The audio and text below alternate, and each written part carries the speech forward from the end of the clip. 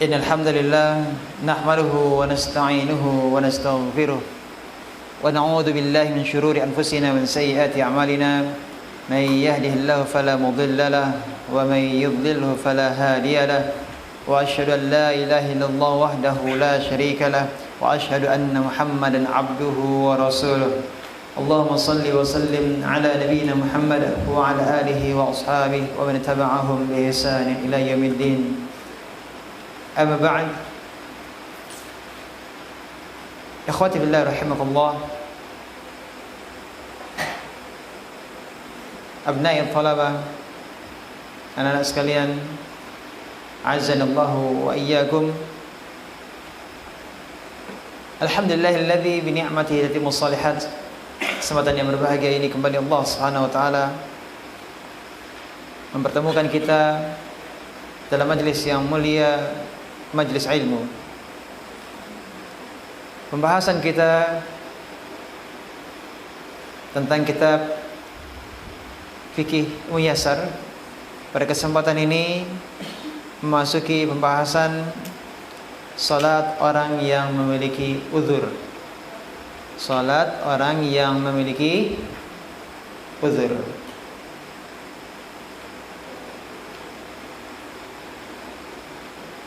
Siapa sajakah orang yang dikategorikan dianggap sebagai orang yang memiliki uzur?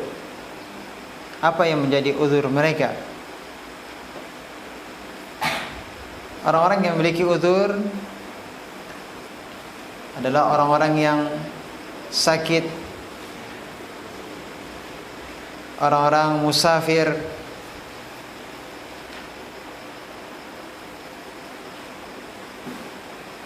dan orang-orang yang takut tidak bisa mendirikan salat seperti tata cara salat yang dikerjakan oleh orang-orang yang tidak beruzur. Contohnya seperti salat apa? Dalam kondisi perang, ya.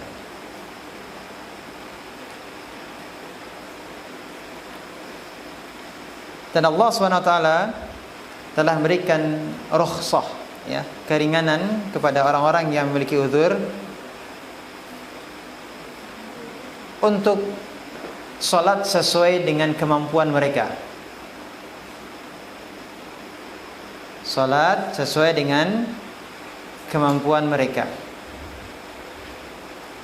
Bukan berarti bahwa orang yang memiliki uzur kemudian dia tidak salat. Karena salat adalah ibadah yang tidak bisa apa? Tidak bisa digantikan dengan amalan yang lain. Kalau tidak bisa puasa, bisa diganti dengan apa? Tidak bisa puasa Ramadan, ya digantikan pada bulan yang lain, artinya mengqadha, menggantinya. Tetapi kalau tidak mampu sama sekali untuk mengqadha, mengganti puasa Ramadan, bisa diganti dengan apa? Fidyah. Tetapi kalau salat, apapun uzurnya, bagaimanapun kondisinya,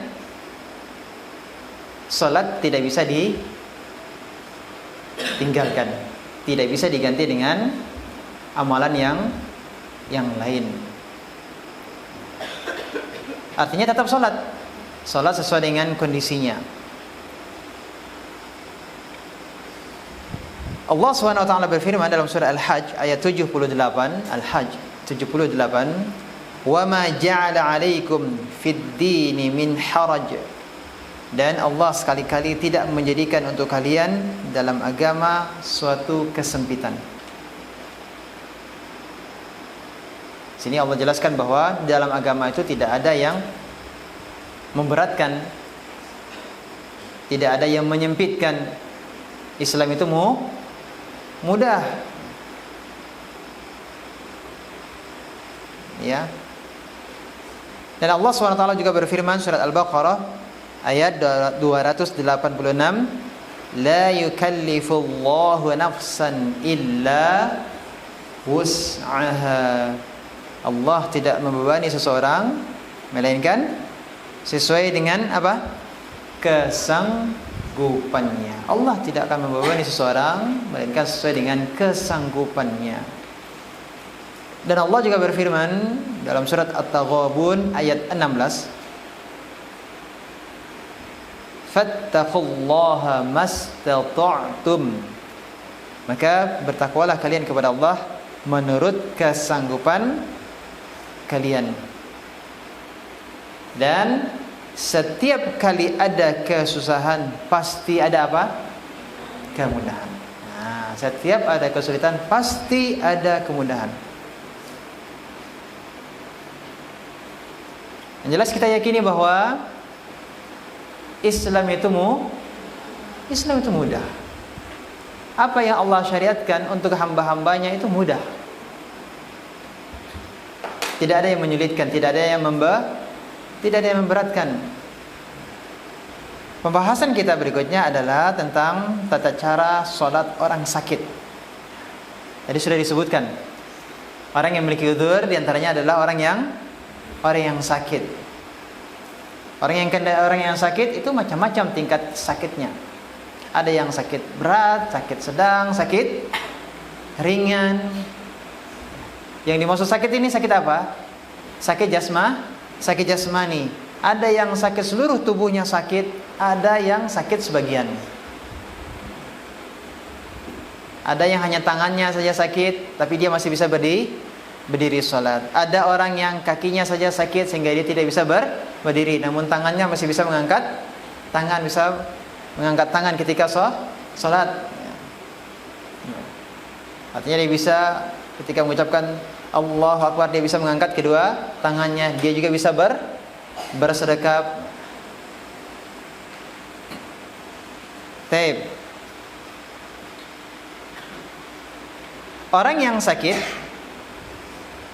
tetap berkewajiban untuk melaksanakan sholat fardu dengan berdiri. Kenapa? Berdiri itu termasuk rukun sholat. Berdiri itu rukun sholat. Orang yang sakit tetap berkewajiban sholat dengan cara apa? Berdiri. Berdiri dengan cara apapun. Kalau seandainya pinggangnya sakit, boleh dia sholat sambil membungkuk.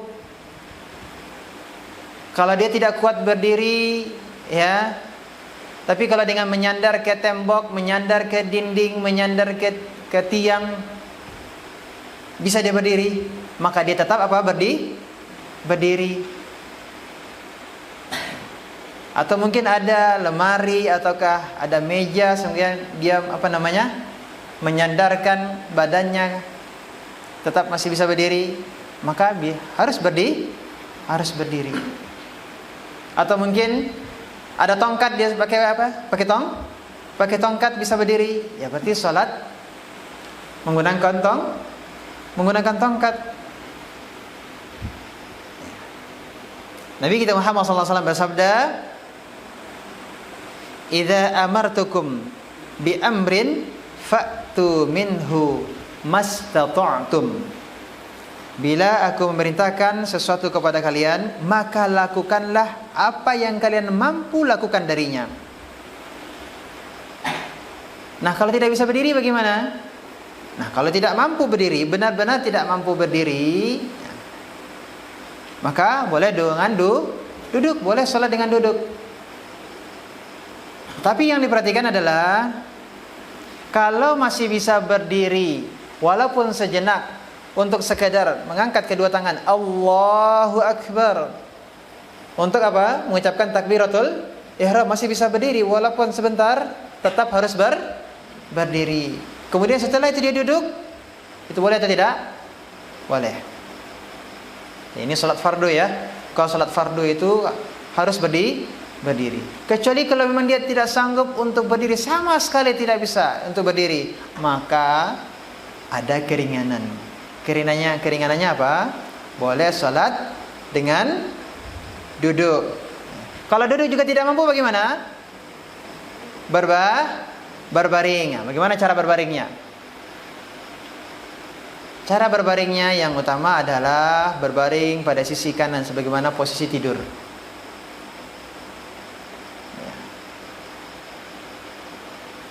Ini yang utama kalau bisa kita lakukan demikian. Ya. Jadi kalau tidak bisa berdiri, duduk. Tidak mampu, berbaring miring, ya, berbaring miring. Sabda Nabi kita Muhammad sallallahu alaihi wasallam kepada Imran bin Husain, "Shalli qa'iman, fa in lam tastati' fa qa'idan, fa in lam tastati' fa 'ala janbin." Salatlah dengan berdiri. Lalu bila kamu tidak mampu, maka dengan duduk. Bila kamu tidak mampu, maka dengan berbaring miring.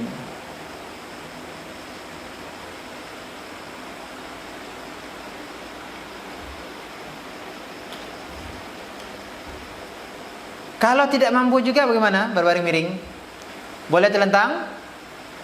Boleh telentang?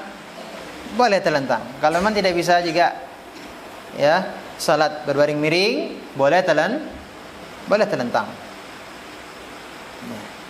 Yang jelas salat sesuai dengan kemampuannya.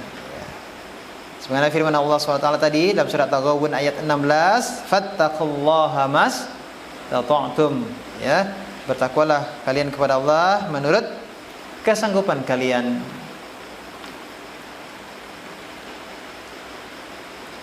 Dan kewajiban salat tidak gugur dari orang sakit selama akalnya masih bekerja. Selama akalnya masih bekerja. Berarti apa? Dia tidak gila. Kalau gila bagaimana? Ada orang yang gilanya tidak permanen. Gilanya kadang-kadang. Kalau umpama dia gilanya dia tidak sadar gitu ya, tidak sadarkan diri gila, ini bukan karena pingsan ya.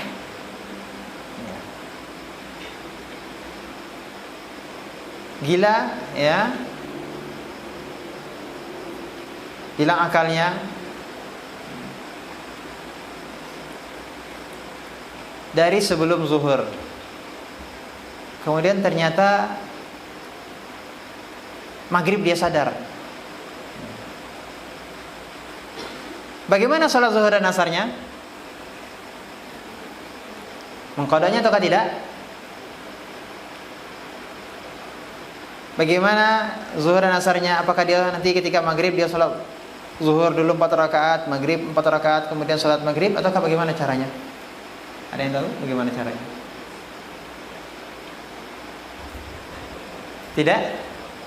Tidak salat.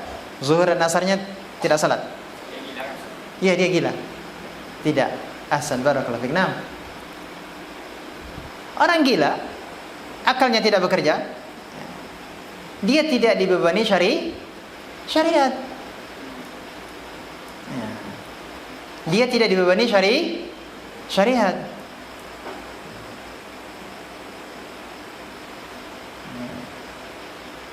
Kalau misalnya dia sadar kalau dia sakit seperti itu, kayak tidak sedikit, dia sadar kadang dia sakit cuma berapa jam.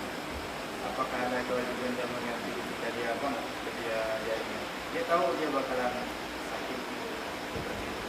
Ya, dilihat dari kondisinya ya. Dilihat dari kondisinya. Ketika itu kondisinya memang hilang akalnya, berarti ketika itu tidak ada kewajiban syariat apapun baginya. Jelas? Tetapi kalau gilanya sebagian waktu, artinya tidak penuh di waktu sholat tersebut, maka berarti dia artinya ketika di waktu tersebut umpama di tengah-tengah waktu zuhur, sudah masuk waktu zuhur, dia belum sholat, kemudian ternyata dia kena gila gitu, kambuh lagi gilanya. Jadi dia sudah masuk sudah masuk waktu wajib sholat. Artinya ketika itu dia sudah terkena kewajiban sholat. Jelas? Beda halnya dengan kalau ini terjadi sebelum masuk waktu sholat tersebut, dan bahkan sampai habis waktu sholat dia masih hilang akal.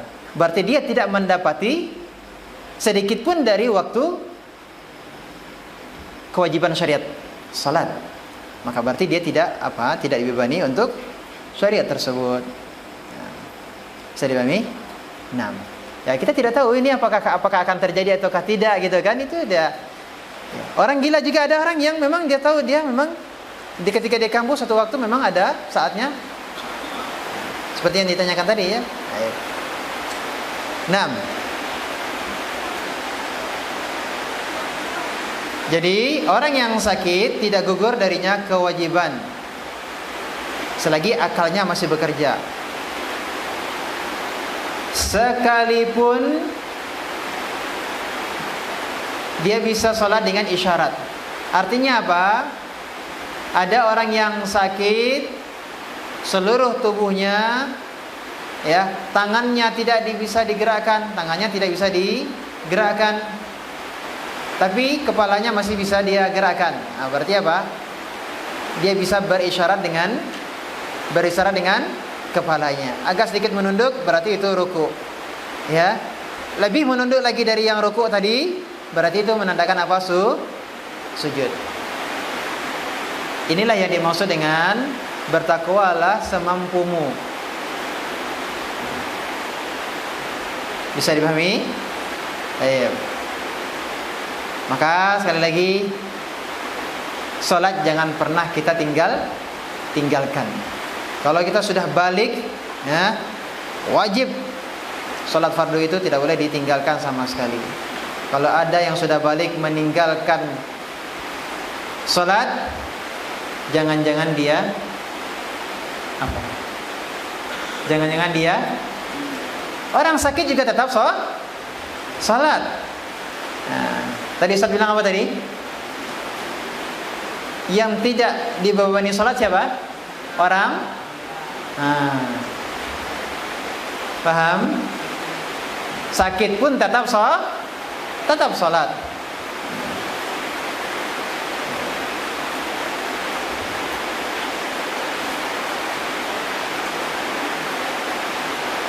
Kemudian yang kedua, salat musafir. Pembahasan yang pertama, orang yang musafir dia boleh mengqashar salat yang 4 rakaat. Boleh mengqashar, memendekkan salat yang 4 rakaat menjadi apa? 2 rakaat. Apa hukum mengqashar salat? Tidak ada perbedaan pendapat di kalangan para ulama tentang disyariatkannya mengqashar salat 4 rakaat bagi musafir. Yang mengqashar salat itu bagi musafir. Kalau orang yang orang yang sakit, dia tidak safar, tidak ada keringanan qashar. Tidak ada keringanan qashar. Yang ada hanya qashar ini keringanan untuk musafir, orang yang sedang bepergian jauh, itu namanya musafir. Jadi musafir adalah orang yang bepergian jauh. Dan biasanya orang yang bepergian jauh itu mempersiapkan diri dengan bekal. Tapi kalau dia tidak bepergian jauh, dia tidak mempersiapkan sesuatu untuk perjalanannya, berarti bisa jadi belum dikatakan musafir. Baik. Terkait dengan hukum mengqashar salat ini, dalilnya dari Al-Qur'an, As-Sunnah dan Ijma'.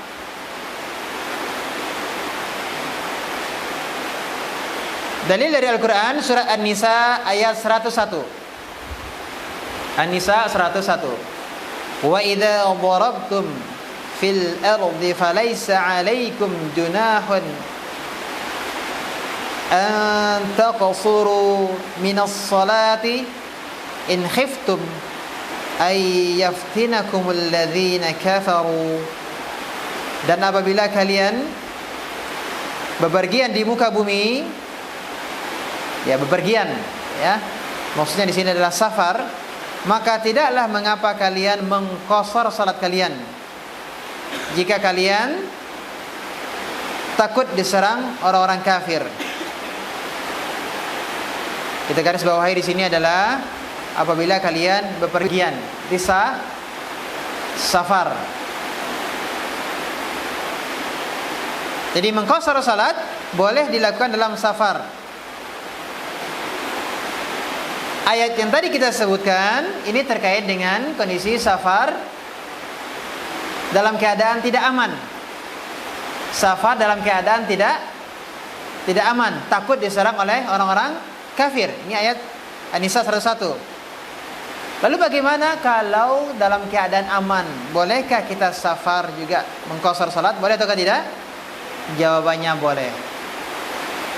Kata kuncinya adalah mengqasar itu adalah keringanan bagi musafir, baik itu dalam keadaan aman ataupun dalam keadaan tidak aman. Nabi SAW ditanya tentang qasar padahal orang-orang sudah dalam keadaan aman. Apa hukum mengqasar?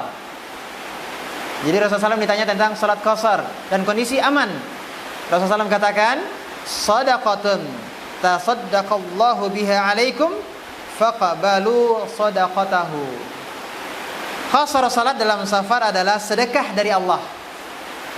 Sedekah dari Allah yang diberikan kepada kalian, maka terimalah sedekahnya. Maka terimalah sedekah Allah. Jadi musafir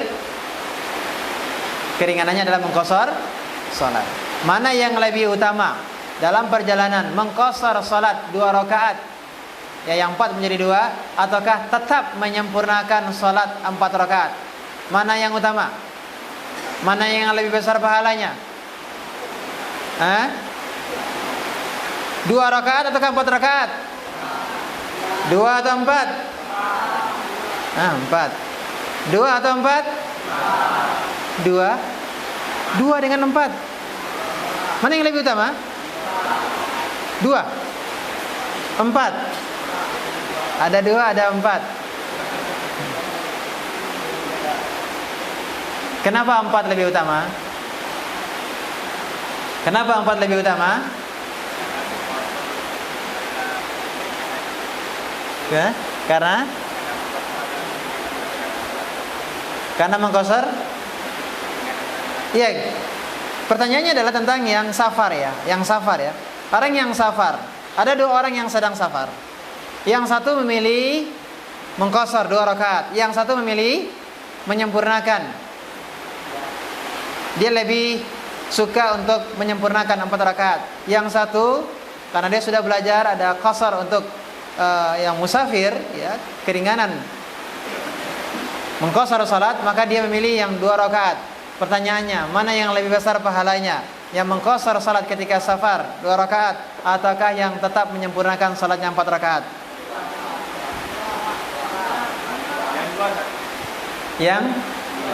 Yang 2. Maka diantaranya dari pelajaran ini kita ambil faedah bahwa bukan berarti yang lebih banyak itu pasti lebih banyak pahalanya.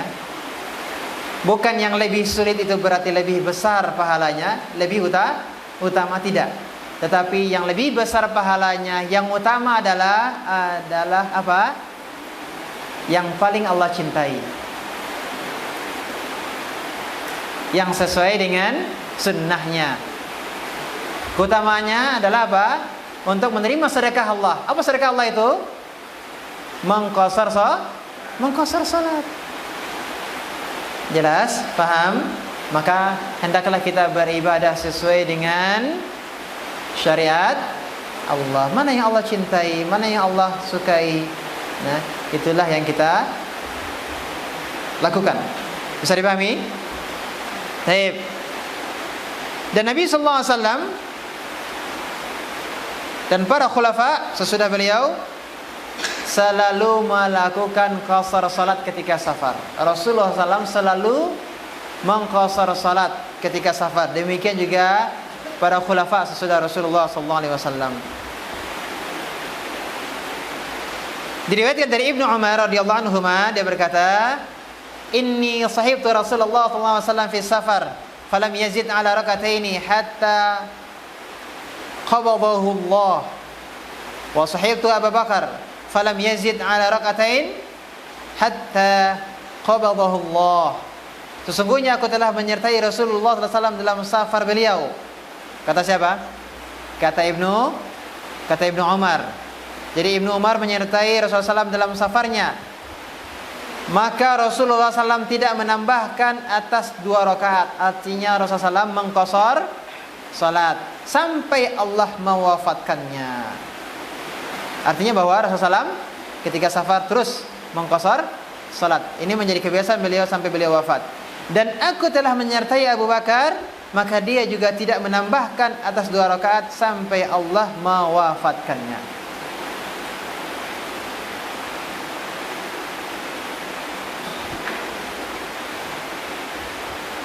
Kemudian Ibnu Umar menyebutkan hal yang sama dari Umar dan Utsman. Kemudian Imam Ahmad meriwayatkan dari Ibnu Umar secara marfu', "Innallaha yuhibbu an tu'ta rukhasuhu kama yakrahu an tu'ta ma'siyatuhu." Sesungguhnya Allah menyukai bila keringanannya dilakukan sebagaimana Allah tidak menyukai bila kemaksiatan kepadanya dilakukan. Bisa dipahami? Allah menyukai kalau keringanannya dilakukan sebagaimana Allah tidak menyukai bila kemaksiatan kepada Allah dilakukan. Berarti yang utama apa? Qasar ketika safar. Kemudian yang ketiga, setelah disebutkan tadi dalilnya adalah Al-Quran, dalilnya adalah Sunnah, yang ketiga adalah ijma'. Mengqasar salat termasuk perkara-perkara yang diketahui dalam agama secara mendasar, dan umat Islam telah sepakat akan hal tersebut. Itulah yang dimaksud dengan ijma'. Ijma' itu apa? Kesepakatan umat Islam.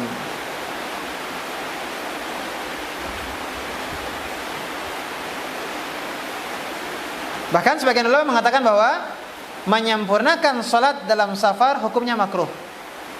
Ini sampai-sampai sebagian ulama mengatakan menyempurnakan salat ketika safar hukumnya apa?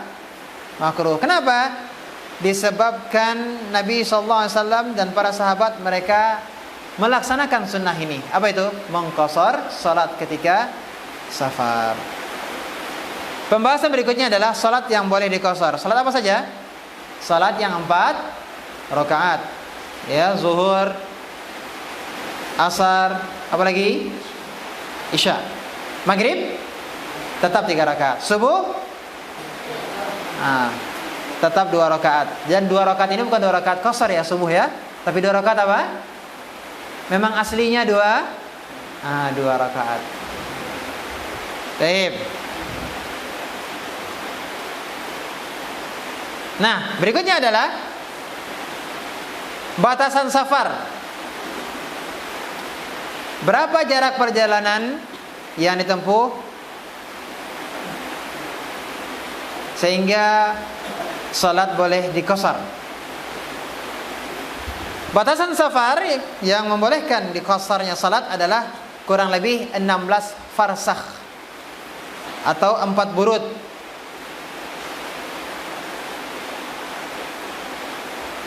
Sama dengan 48 mil atau kurang lebih 80 km. 48 mil atau kurang lebih 80 km.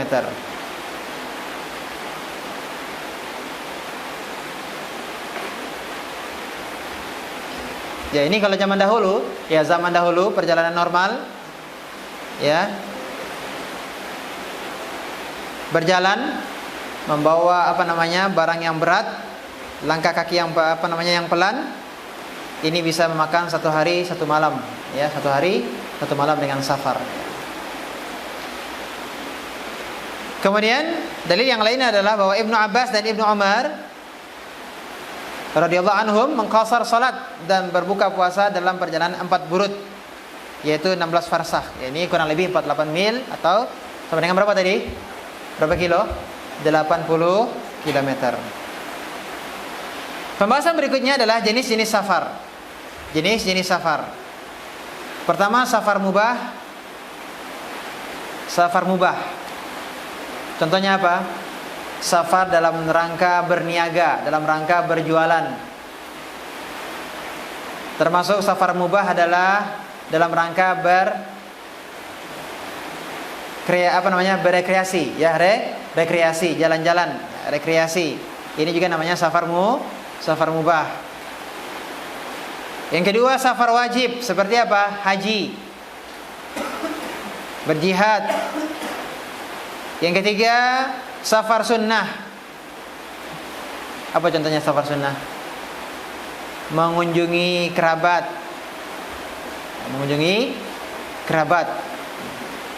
Contohnya kita di Pasaman ingin mengunjungi keluarga kita di mana di Padang, ya. Safar kita apa hukumnya? Sunnah. Termasuk juga apa? Safar yang kedua kalinya bagi orang yang ingin menunaikan haji. Dia sudah pernah haji. Haji cukup sekali yang wajib. Haji yang kedua kali hukumnya apa? Sunnah. Maka safarnya yang kedua kalinya untuk menunaikan haji hukumnya apa? Sunnah.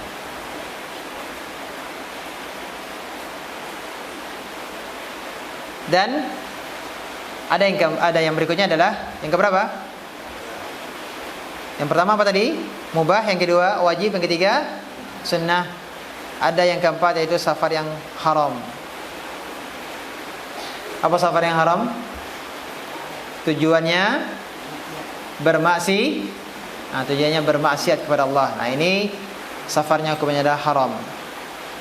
Dan para ulama menjelaskan bahwa untuk orang yang tujuannya safarnya adalah safar yang haram, tidak ada keringanan qasar salat. Rukhsah salat itu bagi orang yang tujuan safarnya apa? Yang mubah, yang wajib, dan yang sunnah. Pembahasan berikutnya adalah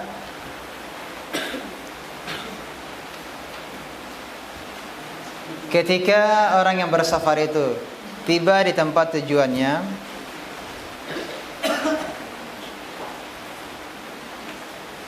setibanya di tempat tujuan, bolehkah dia mengqasar salat?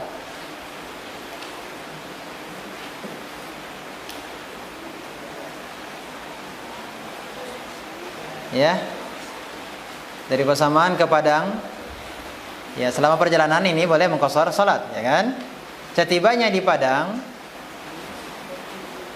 dia kan kembali lagi ke Pasaman, ya. Selama di Padang, apakah dia boleh mengqasar salat ataukah tidak? Boleh. Berapa lama?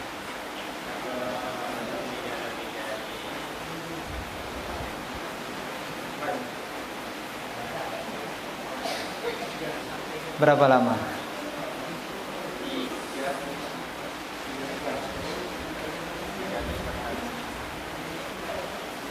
Ini perlu dirinci, ya. Ini perlu dirinci.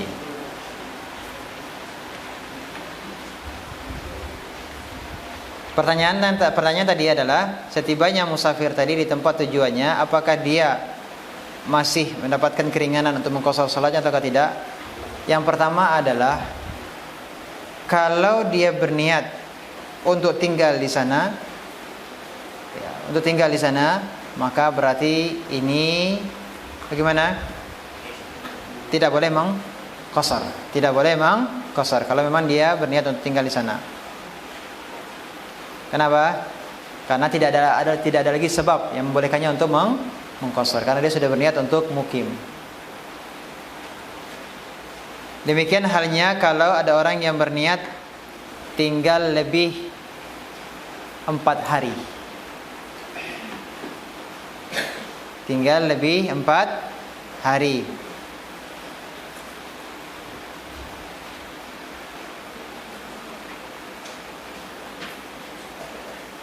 Atau dia ada suatu kebutuhan dan menurut dugaannya kebutuhannya ini selama di Padang, ya, di tempat tujuannya tersebut, dia bakalan ada di Padang lebih 4 hari. Ya, Ya, menurut dugaannya, ya, dia akan berada di padang lebih 4 hari. Maka menurut jumhur ulama, pendapat mayoritas ulama, selama 4 hari dia boleh mengqasar salat. Untuk hari yang kelima dia sempurnakan salatnya, tidak lagi mengqasar salatnya. Ini pendapat mayoritas ulama. Jadi qasarnya tadi hanya 4 hari. Kalau memang dia sudah mengetahui bahwa dia akan berada di tempat tujuannya tadi lebih dari 4 hari. Namun para ulama mengatakan bahwa kalau dia tidak tahu berapa lama dia akan di tempat tujuannya tadi, dia tidak tahu. Kalau selesai besok, ya besok pulang. Kalau selesainya 2 hari, ya 2 hari setelah itu pulang. Kalau tidak selesai sampai 5 hari, sampai sepekan, berarti dia masih tetap berada di tempat tujuannya tadi. Berarti belum ada kepastian berapa lama dia akan berada di tempat safarnya tadi. Ya, menurut mayoritas ulama apa? Kalau dia tidak mengetahui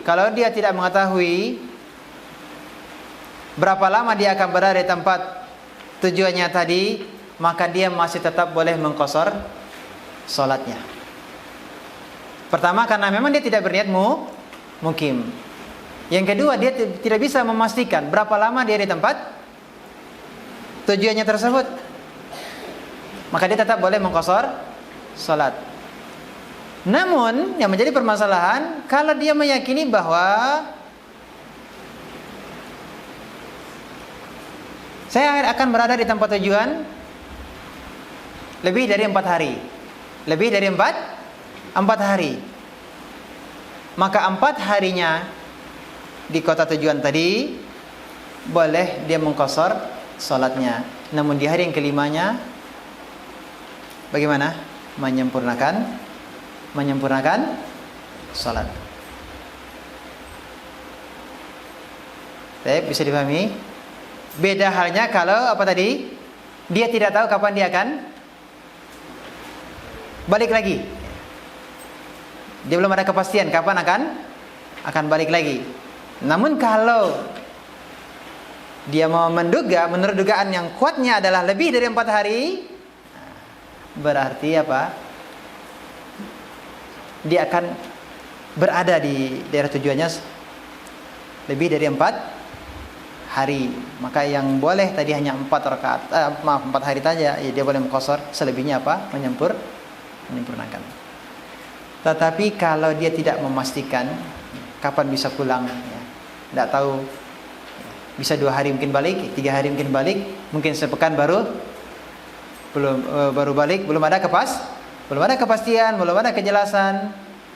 Maka para ulama menjelaskan bahwa ini kalau memang belum ada kepastian, maka selama itu dia boleh mengqasar salat.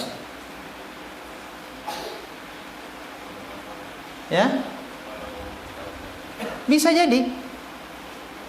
jadi dengan berbulan, bisa jadi berbulan. Ya. Bisa dipahami? Dari awal dia tahu lama di tempat makan dari awal sholat atau jadi kali 4 hari baru 4 hari dia boleh mengqasar. Keringanan tersebut masih bisa dimengqasar salatnya. 4 hari tersebut. kalau kita di tempat itu apakah boleh jamak sholat kita? Ini hal yang berbeda. Pembahasan kita masih qasar terkait dengan musafir. Kalau jamak setelah ini kita bahas. Ya, kita bahas adalah qasar khusus untuk musafir. Ya. Baik. Nah, Kalau seandainya dia tahu 7 hari, tapi dia berjalan melewati 2 kota, artinya yang pertama ke Padang, terus di sana dia sekitar 4 hari, terus hari kelima dia lanjut mungkin ke Pariaman. Terus bagaimana? Apakah dia terus mengqasar atau di Pariaman dia boleh menyempurnakan sholatnya? berarti dia sedang dalam perjalanan kan? Masih dalam perjalanan, masih safar kan? Ketika dia melakukan safar tersebut ke kota yang berikutnya, ke kota yang lainnya, setelah dari Padang ke Pariaman, ya, maka tetap hukum qasarnya masih masih berlaku. Nah, hukum qasarnya masih berlaku. Hanya saja pembahasannya kalau setibanya di kota tujuan. Setibanya di kota tujuan. Berapa lama dia akan di sana? Kalau menurut dugaannya lebih dari 4 hari, ya lebih dari 4 hari, maka 4 hari yang pertama dia boleh mengqasar salatnya, namun di hari kelimanya tidak lagi mengqasar salatnya. Ini pendapat jumhur.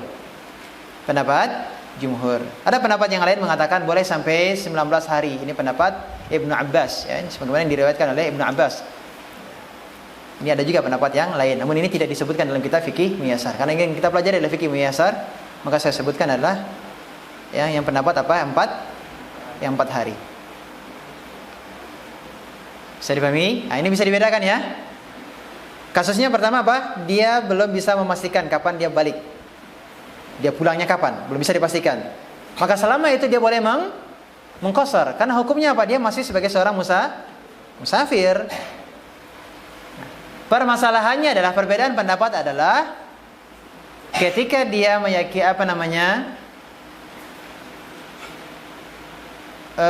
dia berniat tinggal lebih dari 4 hari. Nah, dia berniat tinggal lebih 4 hari. Atau dia punya hajat yang menurut dugaannya ini hajatnya tidak akan selesai dalam 4 hari. Sama ya? Sama ya ini ya? Ya memang sudah berniat untuk tinggal lebih 4 hari. Dan yang sama dengan ini adalah ada orang yang punya kebutuhan di kota tersebut dan dia meyakini bahwa menurut dugaan yang kuat adalah dia bakalan di sana lebih dari 4 hari. Untuk dua kondisi ini menurut mayoritas ulama adalah apa? Selama 4 hari dia masih ada keringanan untuk mengqasar salatnya. Adapun di hari yang kelimanya dia menyempurnakan apa? Menyempurnakan salatnya. Bisa dipahami? Namun kalau dia tidak memastikan kapan dia akan balik, kapan dia akan melanjutkan safarnya, belum bisa memastikan, maka selama itu dia masih mendapatkan apa? Rukhsah, keringanan untuk mengqasar salat. Bisa dipahami? Baik.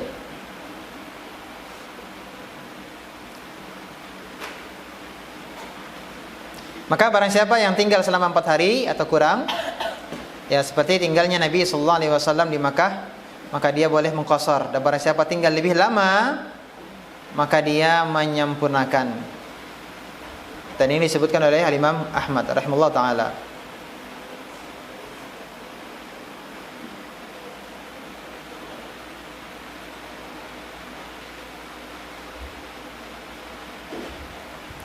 Dan Ibnu Munzir berkata, para ulama bersepakat bahwa musafir boleh mengqasar selama tidak berniat tinggal. Ya. Musafir boleh mengqasar selama tidak berniat tinggal. Pembahasan berikutnya adalah musafir wajib menyempurnakan salat dalam kondisi apa? Musafir wajib menyempurnakan, tidak boleh mengqasar salat dalam keadaan apa? Dalam kondisi apa? Yang pertama, kalau musafir bermakmum kepada orang yang mukim, maka dia mengikuti apa? Imam yang 4 rakaat.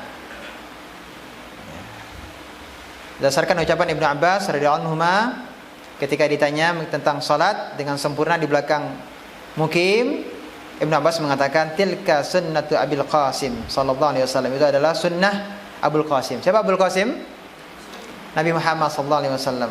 Ya, kunyah beliau adalah Abul Qasim karena Rasulullah SAW punya anak yang bernama Al-Qasim. Yang kedua, kalau musafir bermakmum kepada orang yang diragukan, apakah imamnya ini mukim ataukah musafir? Ini imamnya sama-sama musafirnya ataukah mukim ini? Ini orang tempatan ataukah sama-sama orang yang singgah juga ini? Kita ingin bermakmum dengannya, ragu. Bagaimana ini? Maka salat musafir, salat makmumnya adalah apa? Menyempurnakan salatnya. Karena mengqasar salat itu perlu perlu niat, ada kepastian. Yang mengqashar salat itu perlu niat, ada kepastian.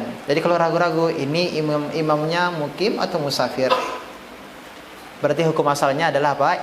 Imamnya mukim. Ya, ini ragu-ragu, maka tidak boleh kita mengqashar salat, tetap kita dihukumi apa? Menyempurnakan salat. Yang ketiga, kalau musafir ketika dalam perjalanannya dia teringat ada sholat yang kemarin waktu di rumah atau di kampungnya sebelum berangkat ada sholat yang dia tinggalkan, lupa karena sibuk persiapan akan safar. Kemudian ada sholat yang lupa dia kerjakan, ada sholat yang lupa dia kerjakan. Rasa-rasanya dia sudah sholat subuh, kemudian diingat-ingat, dia yakin bahwa sholat subuhnya belum dikerjakan. Karena dia mungkin mau safar jam berapa? Jam 5:30 gitu ya. Ketika dalam perjalanan tiba-tiba, maaf, tadi kalau sholat ini kalau 2 rakaat tadi nggak bisa ya. Ya. Contohnya 4 rakaat ya, dia belum sholat zuhur ya, dia belum sholat zuhur.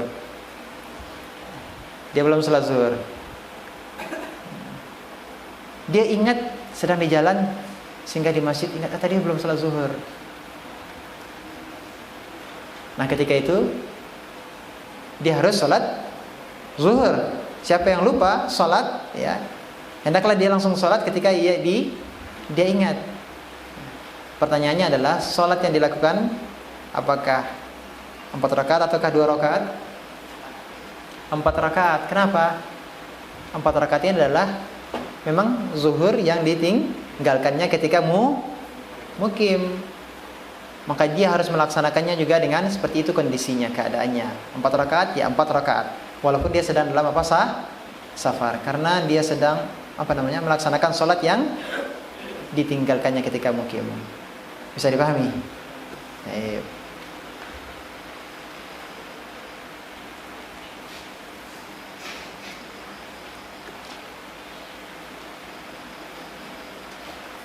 Kemudian berikutnya adalah tentang musafir, terkaitan dengan musafir juga adalah tadi pertanyaan tentang jamak. Ya, jamak 2 salat. Disyariatkan jamak 2 salat. Ya, menjamak 2 salat menjamak artinya apa? Menggabungkan ya, menggabungkan 2 salat. Salat apa saja yang bisa dijamak? Zuhur dan asar. Maghrib dan isya. Boleh menggabungkan zuhur dan asar pada waktu zuhur. Itu namanya apa? Jamak takdim di awal waktu, di waktu zuhur. Kalau di jamak zuhur dan asar di waktu asar, namanya apa? Jamak takhir. Menggabungkan maghrib dengan isya di waktu maghrib, namanya jamak takdim. Menggabungkan maghrib dengan isya di waktu isya, namanya jamak takhir. Taib. Bagi siapa saja boleh menjamak salat. Yang pertama adalah orang mukim yang sakit. Mukim yang sakit. Kalau dia tidak menjamak salatnya, dia akan mengalami kesulitan. Coba perhatikan yang seperti di rumah sakit gitu kan, yang pakai infus gitu kan, ya, ada perban segala macamnya. Kalau harus ke kamar mandi lagi, nampaknya sulit. Mau berwudu lagi sulit gitu kan. Maka ini boleh menjamak salat, tapi tidak dikosor.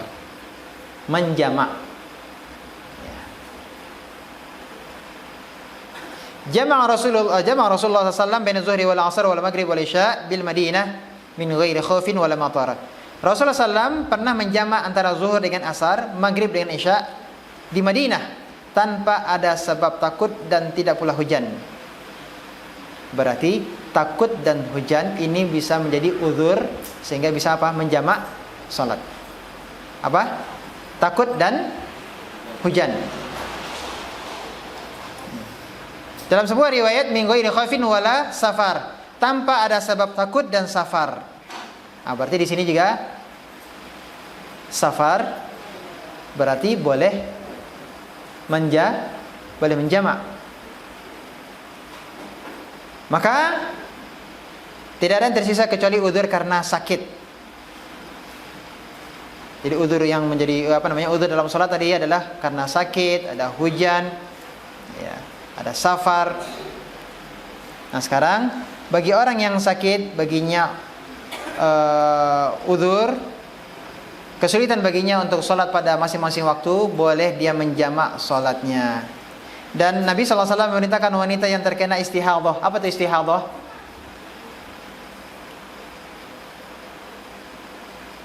Wanita mengalami haid, ya, mengalami haid. Ada juga darah yang keluar tapi bukan karena haid, itu namanya istihadhah. Darah yang keluar disebabkan karena penyakit.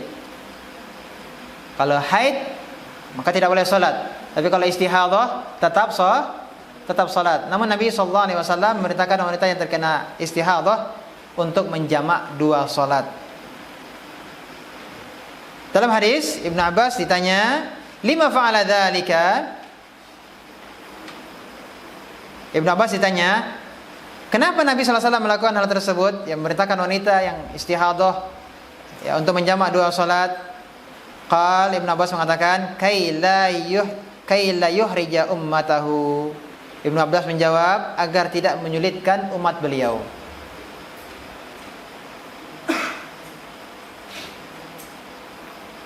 Maka kalau seseorang menghadapi kesusahan, kalau tidak menjamak salat, maka dia boleh menjamaknya, baik dalam keadaan sakit atau udzur selain sakit seperti musafir.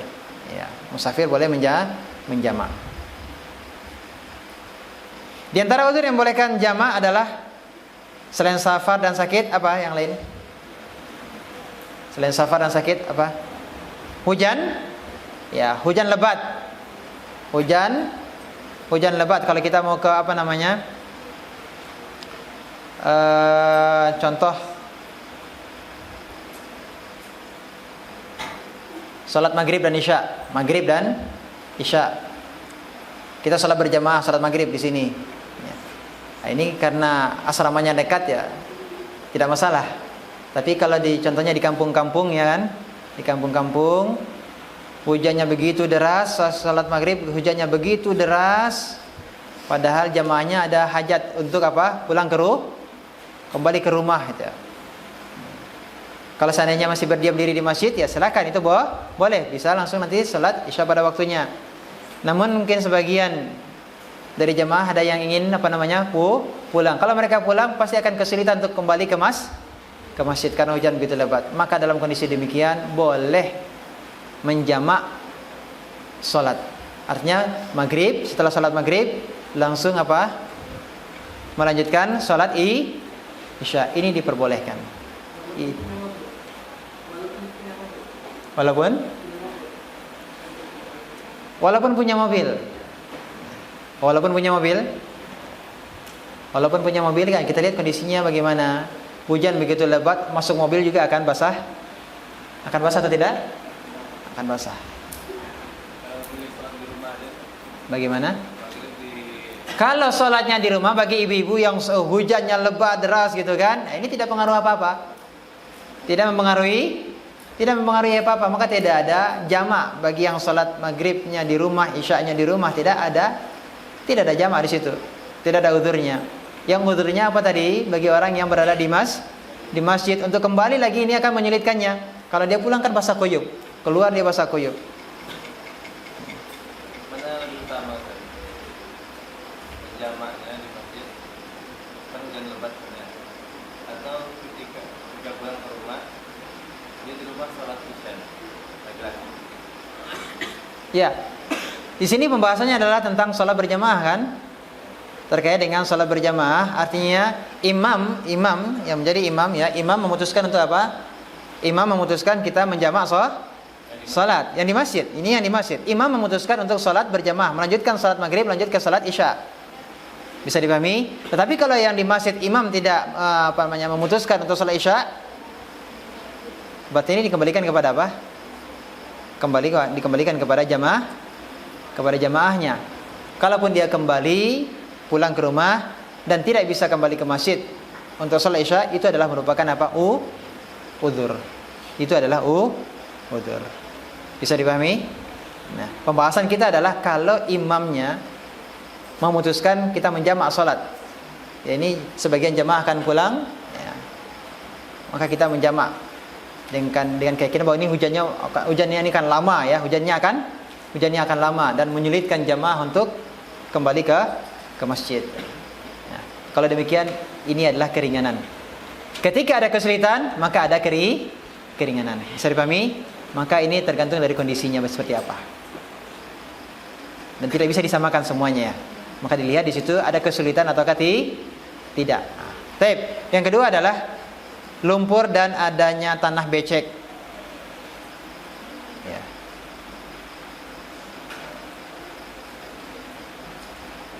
Ya, kondisinya kurang lebihnya sama dengan yang tadi.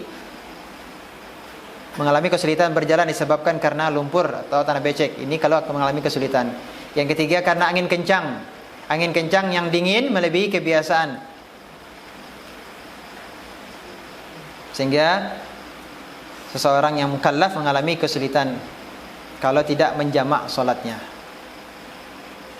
Dan terkait dengan yang yang selain musafir, apakah itu yang safarkah, yang hujan lebatkah dan takutkah? Ini menjamaknya sama, ya. Menjamaknya sama, yaitu zuhur dan asar, maghrib dan isya. Tidak bisa menjamak maghrib dan asar, ya, apalagi menjamak subuh, ya. Paham tuh? Demikian pembahasan kita. Jadi kesimpulannya adalah terkait dengan safar. Safar itu untuk mengqashar itu kekhususan untuk safar. Ya, keringanan berupa mengqashar salat itu hanya khusus untuk safar. Dan orang yang mengqashar salat tidak mesti dia menjamak. Tidak mesti dia menjamak, tetapi dia mendapatkan keringanan untuk menjamak salat. Artinya bisa saja dia salat zuhur 2 rakaat, dilanjutkan safarnya, nanti dia salat apa? Salat asar 2 rakaat. Bisa demikian. Atau mungkin juga di atas kendaraan kalau dia tidak bisa turun, ketika masuk waktu zuhur dia salat 2 rakaat. Nanti masuk waktu asar dia salat 2 rakaat. Namun kalau ada orang yang mengalami kesulitan, mungkin karena ngantuk berat, ya, kalau ketiduran nanti dia sudah salat zuhur 2 rakaat, mendekati asar ketiduran, ngantuk berat, akhirnya sadar-sadarnya sudah masuk waktu maghrib. Berarti dia sudah apa? Meninggalkan kewajibannya. Salat asar di luar waktu. Nah, berarti kalau demikian kondisinya, maka hendaklah dia apa? Mengqashar dan juga menjamaknya karena dia mengalami kesulitan. Tetapi sekali lagi bahwa mengqashar tidak melazimi tidak melazimi jamak bagi musafir. Tetapi bagi musafir keringanannya apa? Boleh mengqashar, boleh menjamak. Termasuk nanti di bulan Ramadan boleh tidak berpuasa Ramadan kalau itu menyulitkannya, namun kewajibannya apa? Mengqadha puasa Ramadan di luar bulan Ramadan. Baik, demikian. Itu saja yang kita pelajari kesempatan ini, mudah-mudahan bermanfaat. Kita tutup dengan kafaratul majlis. Subhanaka bihamdika asyhadu an la ilaha illa anta astaghfiruka wa atubu ilaik. Sallallahu alaihi Muhammadin wa alihi wasallam. Alhamdulillahirabbil alamin. Wassalamualaikum warahmatullahi wabarakatuh.